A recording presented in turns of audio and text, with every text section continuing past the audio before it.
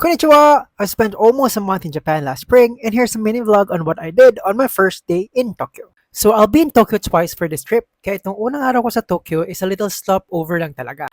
I stayed in this cute hostel called Nui. It's located in Taito area in Kuramae.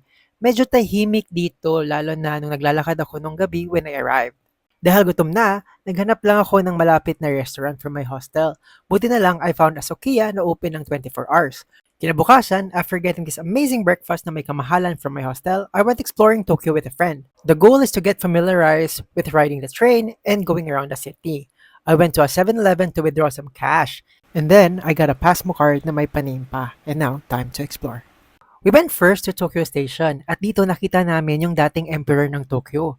Inisip ko, paano kaya kung ako yung nawawala niyang apo? Then, we went to Kokyogayan National Garden, which is the outer garden of the Imperial Palace. Tapos, nag-Starbucks kami dahil yung Starbucks daw dito sikat. After, we walked around the garden until we reached the Imperial Palace. We also saw places where cherry blossom starts to bloom. Nakakapanik pala ang cherry blossom hunting, no?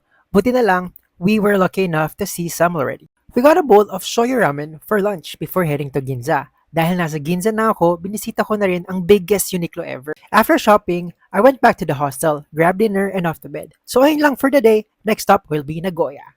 See you!